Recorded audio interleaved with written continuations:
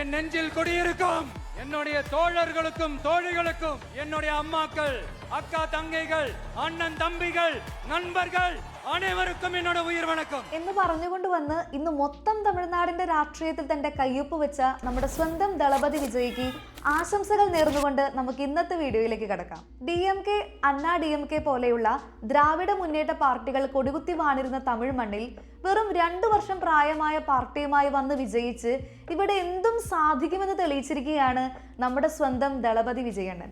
C Joseph വിജയനും ഞാൻ சட்டப்படி அமைக்கப்பெற்ற இந்திய அரசியல் அமைப்பின்பால் உண்மையான நம்பிக்கையும் மாறா பற்றும் கொண்டிருப்பேன் என்றும் இந்திய நாட்டின் ஒப்பில்லாத முழு முதல் ஆட்சியையும் ஒருமையையும் நிலை நிறுத்துவேன் என்றும் தமிழ்நாட்டு அரசின் முதலமைச்சராக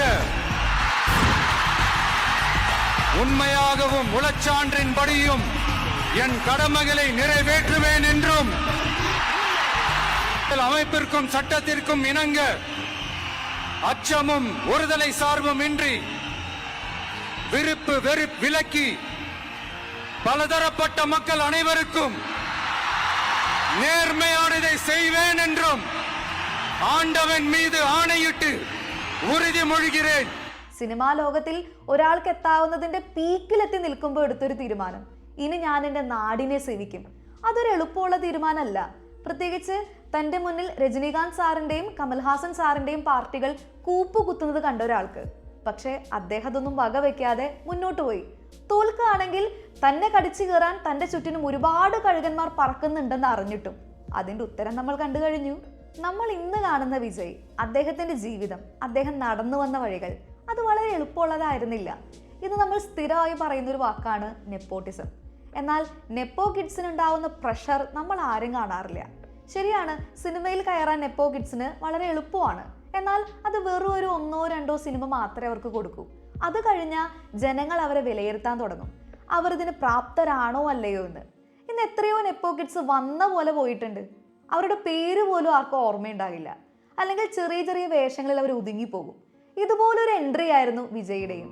1974 ജൂൺ 22 തമിഴ് സിനിമാ രംഗത്തെ പേരുകേട്ട ഡയറക്ടറും പ്രൊഡ്യൂസറും ആക്ടറുമായ SA ചന്ദ്രശേഖറിന്റെയും മിസസ് ശോഭ ചന്ദ്രശേഖറിന്റെയും മകനായി ജനിച്ച ജോസഫ് ചന്ദ്രശേഖർ വിജയ് കോടമ്പക്കത്തുള്ള ഫാത്തിമ സ്കൂളിലും വിരിങ്കമ്പത്തുള്ള ബലലോക് സ്കൂളിലുമായി തന്റെ പഠനകാലം പൂർത്തിയാക്കി. ഉപരിപഠനത്തിനായി നുങ്കമ്പക്കത്തുള്ള ലയോള കോളേജിൽ bachelor degree in visual communication തുടങ്ങിയെങ്കിലും തന്റെ ആക്ടിംഗ് കരിയറിൽ ഫോക്കസ് ചെയ്യാൻ ഇടയ്ക്ക് വെച്ച് വിടേണ്ടി വന്നു. പഠനത്തിന്റെ ഇടയിലും അദ്ദേഹം ചൈൽഡ് ആക്ടറായി സിനിമയിൽ അഭിനയിച്ചിരുന്നു. വിജയ്ക്ക് 10 വയസ്സുള്ളപ്പോഴാണ് അദ്ദേഹത്തിന്റെ തന്നെ അച്ഛൻ ഡയറക്ട് ചെയ്ത വിജയകാന്ത് സാർ അഭിനയിച്ച് 1984 പുറത്തിറങ്ങിയ വെട്രി എന്ന സിനിമയിൽ ഒരു ചൈൽഡ് ആക്ടറായി അഭിനയിക്കുന്നത്. അതിനുശേഷം ഒരു 6ഓളം സിനിമയിൽ അദ്ദേഹം ചൈൽഡ് ആക്ടറായി അഭിനയിച്ചു.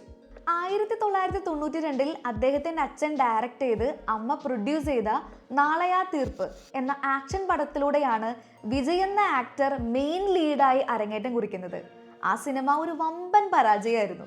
1994 ശോഭാവിൻ രസികൻ എന്ന സിനിമയിലാണ് അദ്ദേഹത്തിന്റെ ഇളയ ദളപതി എന്ന ടൈറ്റിൽ കാർഡ് ആദ്യമായി സ്ക്രീനിൽ കാണിക്കുന്നത്. അതിനുശേഷം ഇറങ്ങിയ സിനിമകൾ പലതും ഹിറ്റുകളായിരുന്നു. 1996 പുറത്തിറങ്ങിയ കോയമ്പത്തൂർ മാപ്പിളയാണ് അദ്ദേഹത്തിന്റെ കരിയറിലെ ആദ്യ ബ്ലോക്ക് ബസ്റ്റർ ആയിട്ട് കണക്കാക്കുന്നത്. പിന്നീട് 2000 വരെ വിജയ് റോംകോം സിനിമകളാണ് കൂടുതൽ അഭിനയിച്ചത്. അതിൽ ഭൂരിഭാഗവും ഹിറ്റുകളായിരുന്നു. അതിലെടുത്തു പറയേണ്ടത് 1999 വിജയും സിമ്രാനും കൂടി അഭിനയിച്ച് പുറത്തിറങ്ങിയ തുള്ളാത്ത മനവും തുള്ളും എന്ന സിനിമയാണ്. ആ സിനിമയിലെ പാട്ടുകൾ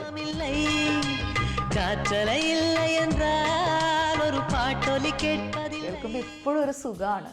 അതുപോലെ തന്നെ 2000 പുറത്തിറങ്ങിയ വിജയ് ജ്യോതിക അഭിനയിച്ച ഖുഷി ഒരു എവർഗ്രീൻ എന്ന് പറയാം.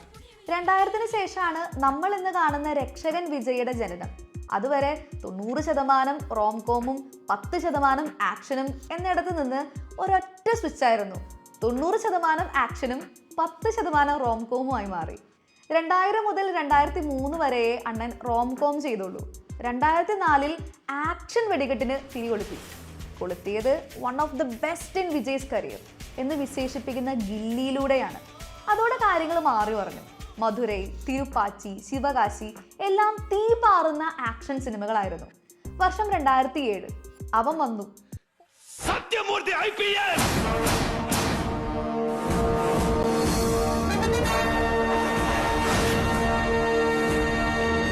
പോക്കിരി 2006 പൂരി ജഗന്നാഥൻ സാർ സംവിധാനം ചെയ്ത് മഹേഷ് ബാബു അഭിനയിച്ച തെലുഗു ബ്ലോക്ക് ബസ്റ്റർ മൂവിയുടെ റീമേക്ക് പ്രഭുദേവ തമിഴിൽ കൊണ്ടുവന്നപ്പോൾ അത് മറ്റൊരു ബ്ലോക്ക് ബസ്റ്ററായി.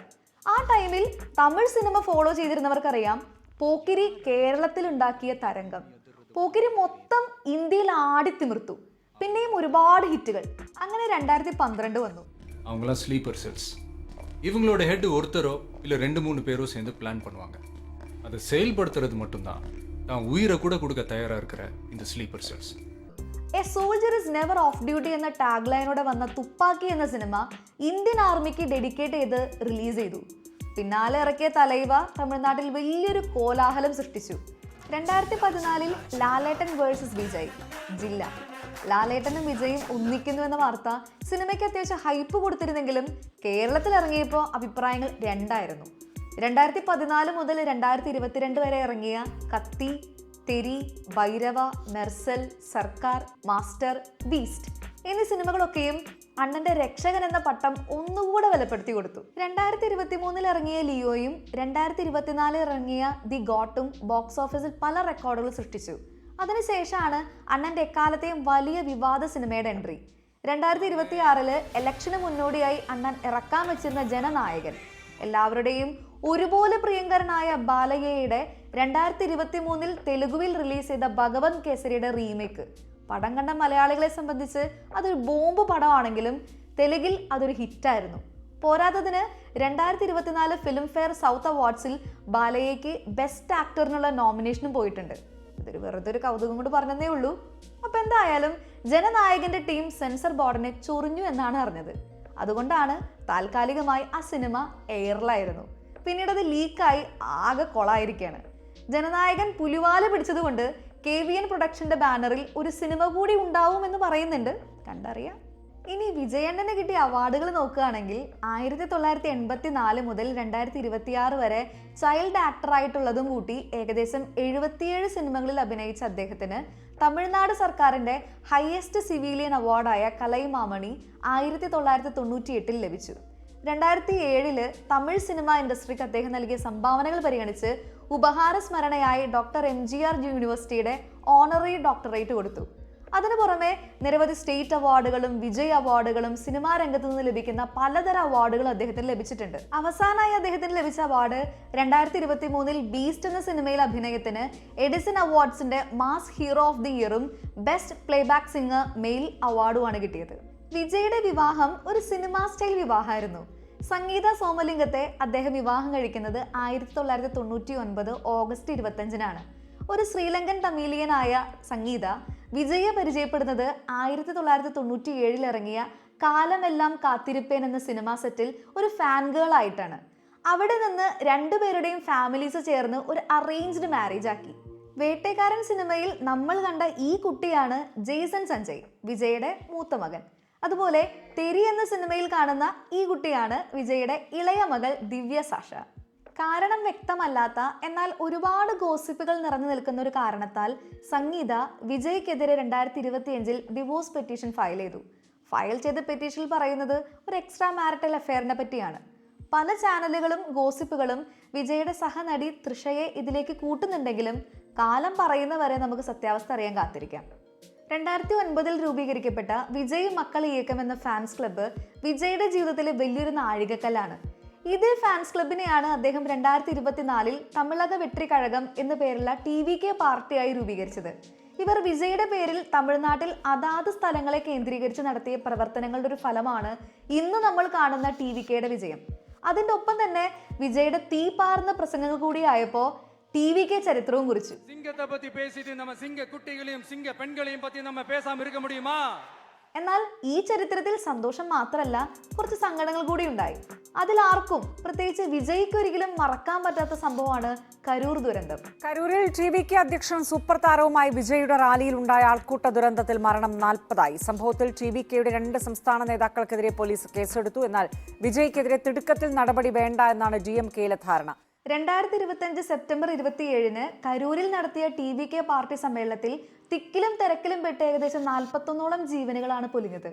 ആ ദുരന്തത്തിൽപ്പെട്ട് ജീവൻ പോയവർക്കും പരിക്ക് പറ്റിയവർക്കും വിജയ് ദുരിതാശ്വാസം നൽകിയെങ്കിലും അത് ഇന്നും ഒരു തീരാ ദുഃഖത്തിന്റെ അവശേഷിപ്പായി നിലനിൽക്കുന്നുള്ളതാണ് വാസ്തവം. ഇതെല്ലാം ഒരു വശത്തുള്ളപ്പോഴും ഒട്ടും പേടിക്കാതെ തന്നെ അദ്ദേഹം 2026 തമിഴ്നാട് ഇലക്ഷനിൽ പങ്കെടുക്കുകയും വിജയിക്കുകയും ചെയ്തു. തമിഴ്നാട്ടിൽ വരും നാളെയുടെ CM ആയി സത്യപ്രതിജ്ഞ ചെയ്യുകയാണെങ്കിൽ നമ്മുടെ സ്വന്തം ദളപതി വിജയണ്ണൻ എങ്ങനെ തമിഴ്നാടിന് മുഖം മാറ്റി എഴുതുമെന്ന് നമുക്ക് നോക്കാം. ഭരിക്കാൻ അനുഭവ സമ്പത്ത് കുറഞ്ഞ പാർട്ടിയാണ് TVK എന്ന് പറയുമ്പോഴും അവർ തീർച്ചയായും അനുഭവ സമ്പത്തുള്ള ഉപദേശകരെ കൂടെ കൂട്ടുമെന്നുള്ളത് തീർച്ചയായിട്ടുള്ള കാര്യമാണ്. വിജയ് വെറും ഒരു സിനിമാ താരമാണോ എന്ന ചോദ്യത്തിന് തമിഴ്നാട്ടിലെ മക്കൾ വോട്ടിങ്ങിലൂടെ ഉത്തരം തന്നിരിക്കുകയാണ്. അല്ല, അദ്ദേഹം ഒരു ലീഡറാണെന്ന്. ആ വിശ്വാസം വിജയ് കാത്തു സൂക്ഷിക്കട്ടെ. 100-ന് മുകളിൽ സീറ്റിന്റെ വിജയം എന്നത് ഇരട്ടിയായി അടുത്ത തവണ 200-ന് മുകളിൽ സീറ്റിന്റെ വിജയം എന്നാക്കി മാറ്റുമെന്ന് പ്രതീക്ഷിക്കുന്നു, ആശംസിക്കുന്നു. അപ്പോൾ വീഡിയോ ഇഷ്ടമായെങ്കിൽ ലൈക്ക് ചെയ്യാനും സബ്സ്ക്രൈബ് ചെയ്യാനും ഓർമ്മിപ്പിച്ചുകൊണ്ട് என் நெஞ்சில் கொடியிருக்கும் அனைவருக்கும் என்னோட உயிர் வணக்கம்.